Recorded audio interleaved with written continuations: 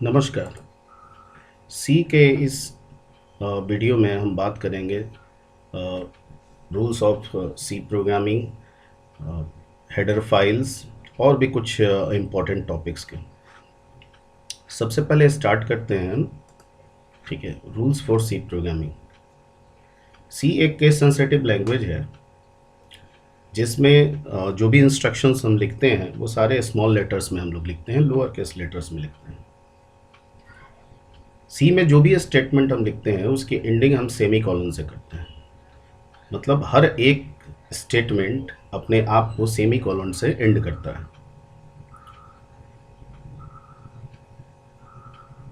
सी में कीवर्ड्स और आइडेंटिफायर्स के बीच में वाइट स्पेसेस का इस्तेमाल कर सकते हैं, ठीक है। लेकिन इसके अलावा, ठीक है, किसी भी आइडेंटिफायर्स को लिखते समय हम वाइट स्पेसेस का इस्तेमाल नहीं कर सकते।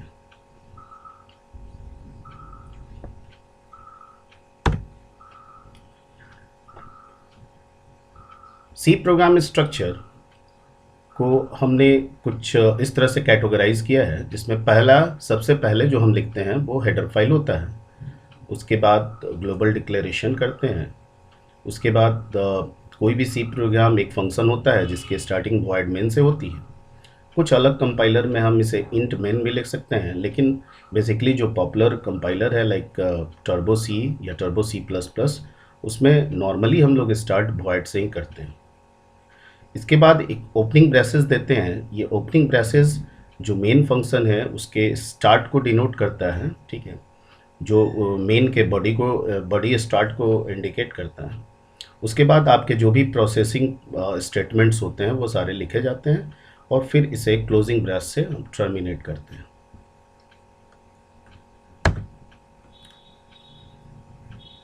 जैसे इस एग्जांपल में, ठीक है, मैंने हैश इंक्लूड stdio.h लिखा है, ठीक है।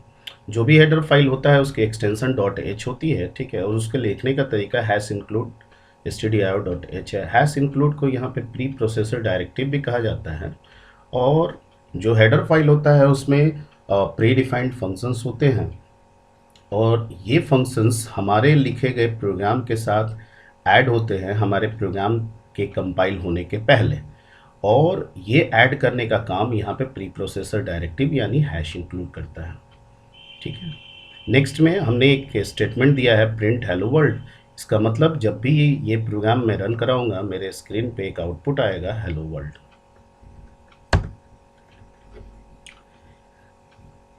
हेडर फाइल एक फाइल है जो सी प्रोग्रामिंग के द्वारा प्रोवाइड किया जाता है, जिसके अंदर मल्टीपल प्री डिफाइंड फंक्शंस होते हैं और ये सारे फंक्शंस हमारे प्रोग्राम को डेवलप करने में सहायक होते हैं। हम ऐसे भी कह लें, ठीक है, कि हेडर फाइल में जो भी फंक्शंस आते हैं, इन फंक्शंस के यूज़ के बिना हम कोई भी सी प्रोग्राम डेवलप नहीं कर सकते। जितने भी हेडर फाइल्स होते हैं वो एक स्पेसिफिक एक्सटेंशन के साथ आते हैं और उनका एक्सटेंशन .h होता है, जैसे stdio.h, conio.h, stdlib.h, malloc.h, string.h।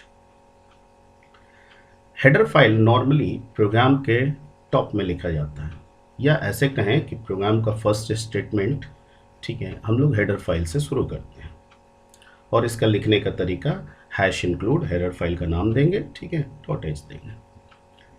हम जितने भी functions pre defined functions use करेंगे उन्हीं से रिलेटेड जो कोरस्पॉन्डिंग हेडर फाइल होगा उसी को प्रोग्राम में लिखना होता है, ना कि जितने सारे हेडर फाइल्स दिए जाते हैं उन सब को लिखना ज़रूरी होता है। कमेंट कमेंट एक्चुअली प्रोग्राम के प्रोसेस को इंडिकेट करने का तरीका होता है। जैसे हम जब कोई प्रोग्राम डेवलप करते हैं, ठीक है, तो उसमें हम डिफरेंट प्रोसेसेस का इस्तेमाल करते हैं, ठीक है।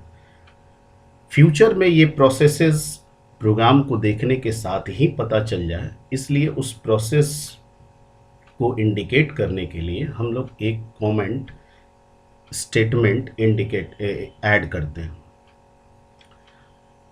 ये जो कमेंट हम जो प्रोग्राम के अंदर लिखते हैं, जब सी प्रोग्रामिंग हमारे प्रोग्राम को एग्जीक्यूट करता है तो इस एग्जीक्यूशन के दौरान हमारे लिखे गए कमेंट को वो फॉलो नहीं करता है। ठीक है। सी प्रोग्राम में अगर सिंगल लाइन कमेंट देना है तो डबल स्लैश का इस्तेमाल करते हैं, और अगर मल्टी लाइन कमेंट्स देना है तो slash star, multi line comments और फिर स्टार स्लैश से उसे एंड करते हैं। Thank you.